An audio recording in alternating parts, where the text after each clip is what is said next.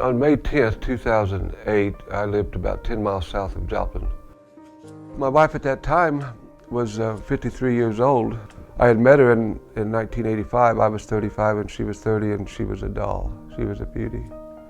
An F4 tornado came out of Oklahoma with wind speeds of 160 to 200 miles an hour at my house. We took refuge in the bathroom. I had the daughter get down on the floor, and the wife got down on her, and then I got on all three of them, thinking that I could give them some protection. And the next thing I knew, the roof come off of the house, and then I was flying through the air and thinking that, well, this is it, you know, that's all there is. And then I became calm. I guess the adrenaline had taken over, and there was no worry or tension or anything like that at all. And resignation, I guess you'd say, had set in. And then I hit the ground.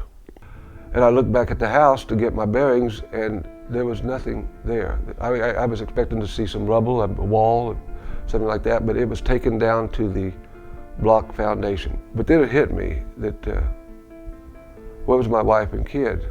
And I did something that you don't want to have to do, is go looking for them, because you want to find them, but you don't know what you're going to find. I saw Ryanne standing down there crying, and I saw that her mother was laying at her feet, propped up on her elbows in a prone position.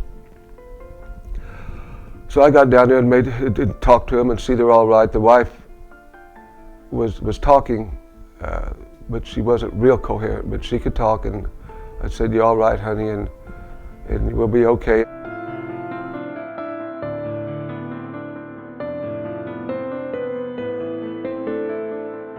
I wasn't going to take the chance of going through anything like that again without protection. So I started investigating about storm shelters. I decided to go with an indoor steel safe type structure, approximately 4 by 6 by 7 or 8 high, that would fit in your garage and would be bolted to the floor. I didn't think that I was going to have to use it, I guess.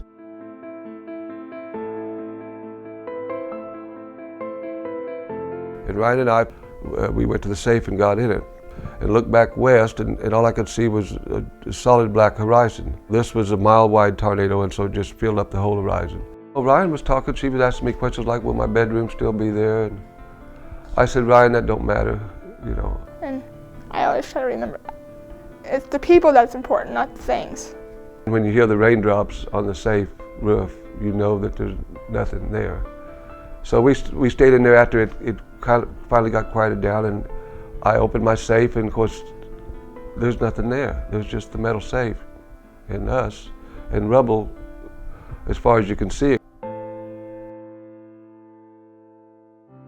But I got that business taken care of and got a new house, and we got a different house and moved in. And the guy that put my tornado, the safe in, he volunteered to pick up the old safe, take it down to his location and clean it up, and then he set it in here in my garage of this house, of my new house now.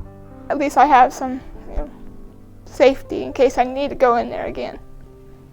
You gotta have a chance. You gotta give yourself a chance, because you don't got no chance otherwise. They don't want to have the feeling I felt that Saturday in 2008 of having to go look for your family. You just don't want to do that. That's the worst thing in the world. So if anybody hears me say that, a man that has a wife and children, pay attention.